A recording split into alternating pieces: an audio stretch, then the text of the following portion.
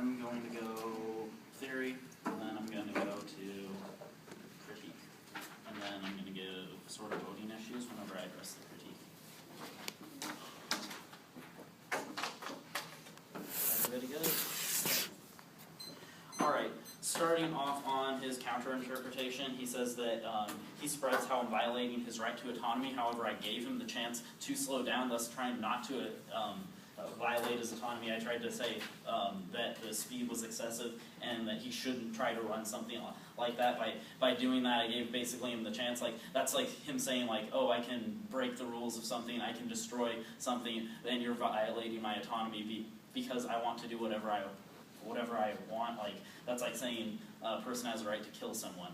You're the killing debate, sir. Alright, now addressing his time skew, that's adequately adjusted for because I'm speaking slow. That's sort of a mute point.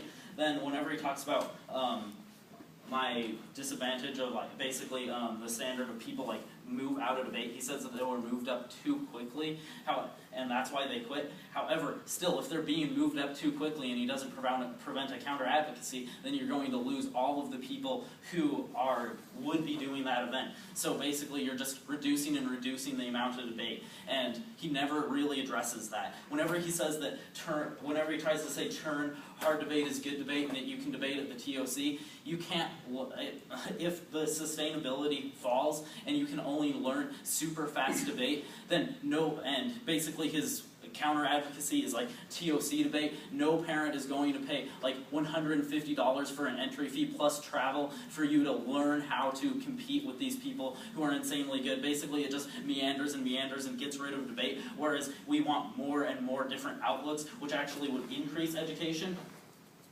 Furthermore, he basically skews me out of the debate. I'm glad that he talked about that it's camp that he should be able to run anything. Because it's camp, he shouldn't be skewing me out of learning by deciding that he should talk too fast for me to be able to comprehend. The debate at camp should be there for everyone, regardless of what speed they want to go at. Now, like addressing the RVI, really, if you vote on an RVI, then basically you ruin theory because you have no check on abuse. No one will run a theoretical standpoint if they think that they can just get completely cut out of the debate by just trying to check the abuse that's happened to them. Now, move on to the critique.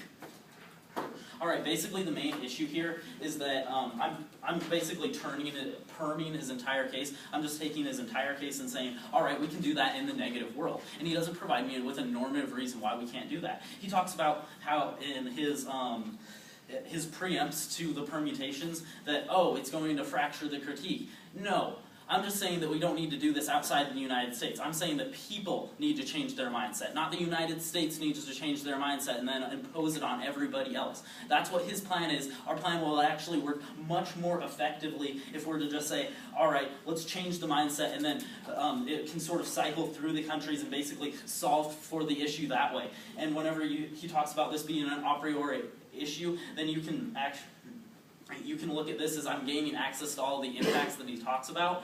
Then, second off, on his micro-political action, first of all, if you vote for the negative, you get all these people in the rooms, the judges, and you get me. That's one person more that's going to be able to spread the word.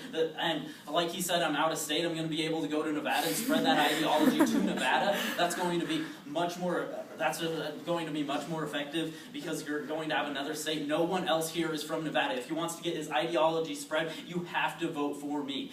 And that's the only way for you to get that, and you don't have to decide to get that through the United States. All right. Now, for my main voting issues, alright, first of all, vote on theory. Vote that he went too fast. He's skewing me out of debate, and he's basically promoting a debate form that's not sustainable. And you'll notice that there's two different types of debate, because you need a debate that is sustainable, that's able to have novices learn, and also you need a debate that's able to maintain sponsorship. And he didn't really address that you lose sponsors, like the NFL had to change their strategy, that administrators will actually not support debate programs.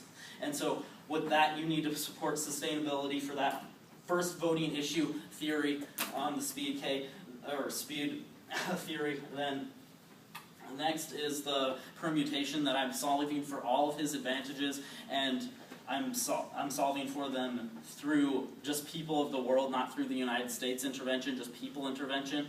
And then my last voting issue is the whole micro-political action, that if you vote for me, then I change my mindset to his way of thinking. If you don't vote for me, then I don't change my mindset, and you lose out on an entire state, as he would put it. And since I'm just going to go back there, then I'm going to be able to spread that ideology, and that's the only way for him to gain insolvency, by getting this through to the people. So vote on the micro-political action, the permutation, and the theory shell.